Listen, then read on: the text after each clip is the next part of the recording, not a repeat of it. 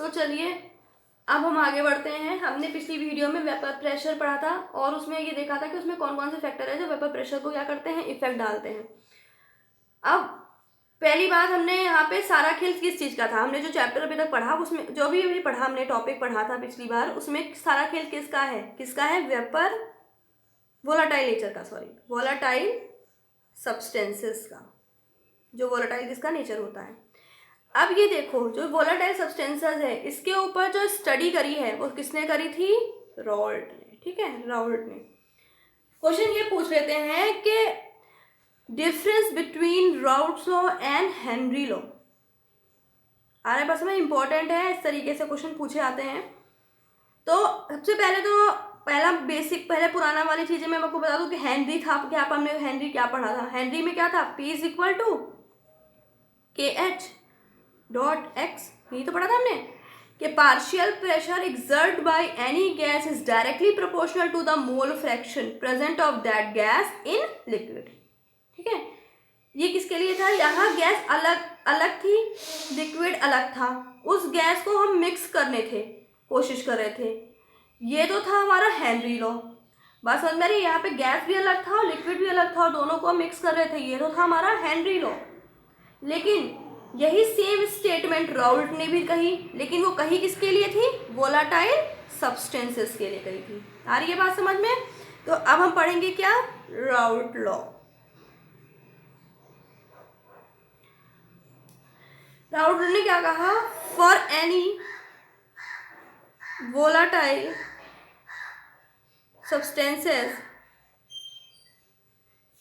the partial pressure exerted by vapor or gas on the surface of liquid or solution is directly proportional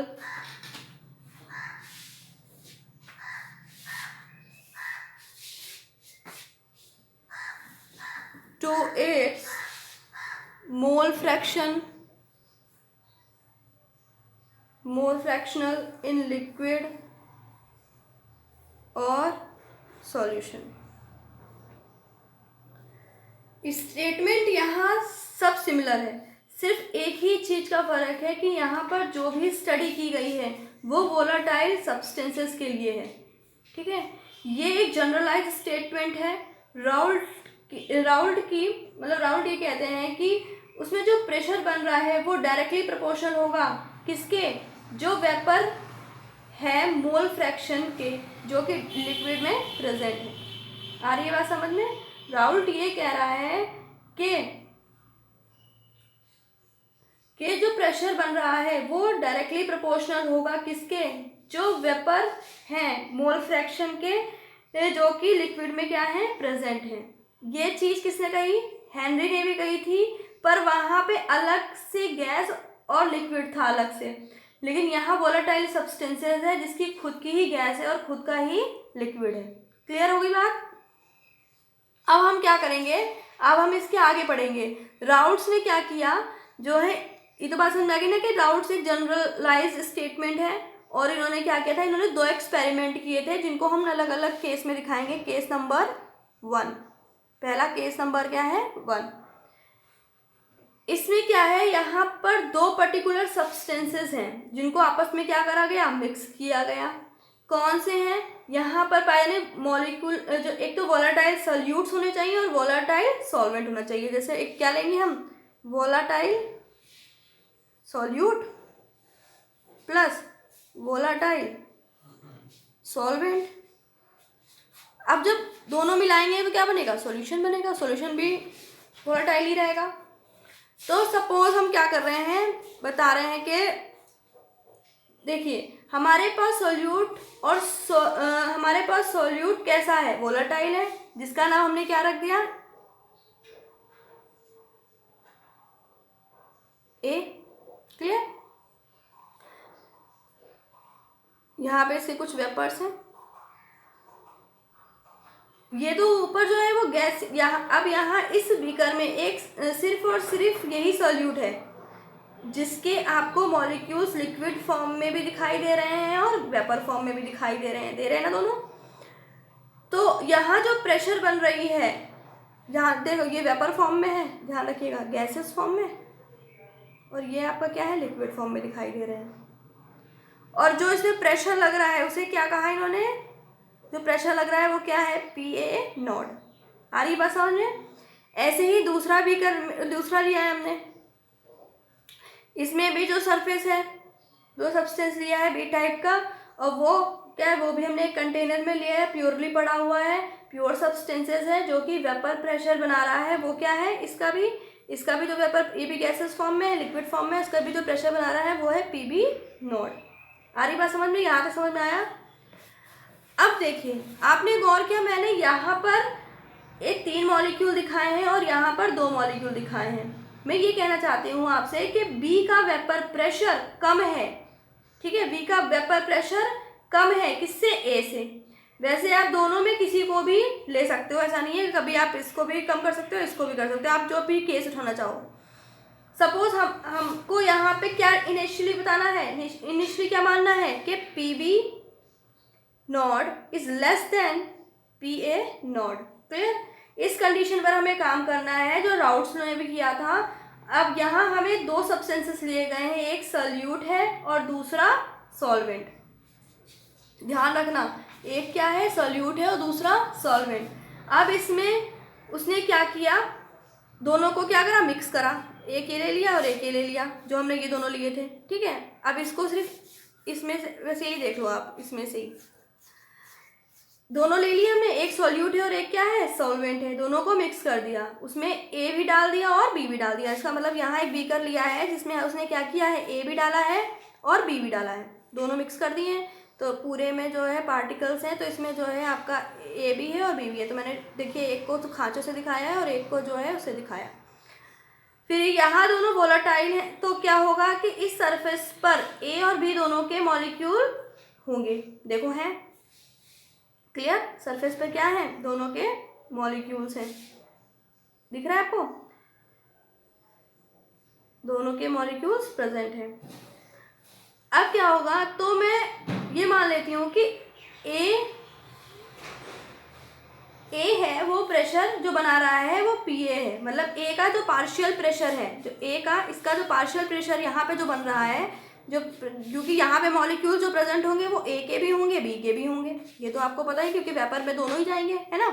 तो इसका जो partial pressure है वो क्या है, PA है, और B का जो पार्शियल प्रेशर क्या है वो है PB, ध्यान रखिएगा। तो टोटल पार्शियल प्रेशर क्या होगा, PA प्लस PB। आ रही बात समझ में। अब क्या है, अब सवाल ये उठता है कि PA कितना है, तो ये मान रहे हैं कि उसमें क्या है, A डाला है और उसका मोल फ्रैक्शन क्या है, X है। जैसे A है ये PA, तो आपको पता है कि PA में जो सॉल्यूट के पार्टिकल्स हैं, यानी जो मोल फ्रैक्शन, जो मोल्स हैं उसके, ठीक है। तो आपने पिछले उसमें पढ़ा था कि हमने उसमें क्या लिया था, हेनरी में मोल फ्रैक्शन ही उठाए थे ना। तो उसमें क्या था कि जो पार्शियल जो प्रेशर था वो मोल फ्रैक्शन के क्या था, प्रोपोर्शनल था। तो क्या है, PA के जो मोल फ्रैक्शन है वो मोल ऑफ फ्रैक्शन A के प्रोपोर्शनल है, और ऐसे ही PB जो है वो मोल फ्रैक्शन XB के प्रोपोर्शनल है। इतनी बात हो गई। अब इसे साइन को हटाने के लिए हम एक क्या करते हैं, एक कांस्टेंट लेते हैं। ये तो आपको पता है प्रोपोर्शनल का साइन हटाते हैं तो एक कांस्टेंट लेते हैं। तो प्योर स्टेट वाला पार्शियल प्रेशर क्या था, PA नॉट, जो हम लोग इस्तेमाल करेंगे क्योंकि एक वो कांस्टेंट वैल्यू है और क्या है, प्योर स्टेट है। तो क्या होगा, PA is equal to PA nought XA और PB is equal to PB nought XB। Clear हो गई बात यहाँ तक। इनको हमने क्या मान लिया, इक्वेशन 1 और इक्वेशन 2।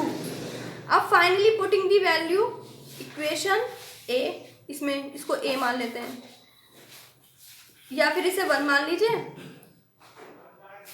इसे 2 और इसे 3।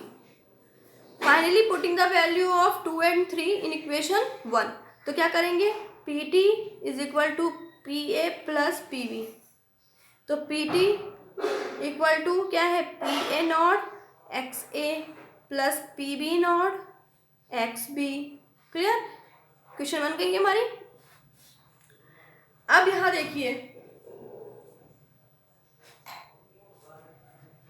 मोल फ्रैक्शन की एक खास बात क्या होती है जो हमने पिछली बार पढ़ा है, पिछले उसमें हेनरी में, x A plus x B is equal to क्या होता है 1। तो एक्स बी क्या होगा 1 माइनस एक्स ए। ठीक है, तो एक्स बी की वैल्यू हमें मिल गई। अब एक्स बी की वैल्यू हम किसमें पुट करेंगे, इसमें, इसको मान लो इक्वेशन 4।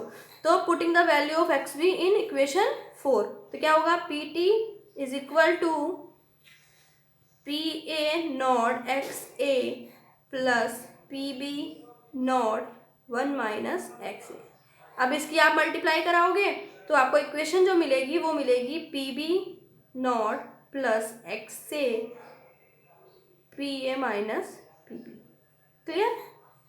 ये हमें इक्वेशन मिल गई। ये तो हो गया केस 1, लेकिन अभी इसका ग्राफिकल रिप्रेजेंटेशन बाकी है, वो मैं आपको नेक्स्ट वीडियो में दूंगी जब हम क्या पढ़ेंगे, केस 2 भी पढ़ेंगे। तो मैं आप दोनों की कंपैरिजन रहेगी तो आप अच्छे से समझ में आएगा, इसलिए मैंने ग्राफिकल रिप्रेजेंटेशन आपको अभी नहीं बताया है। ठीक है, नेक्स्ट वीडियो में हम ग्राफिकल रिप्रेजेंटेशन पढ़ेंगे जिसमें केस 2 का भी होगा और केस 1 का भी होगा।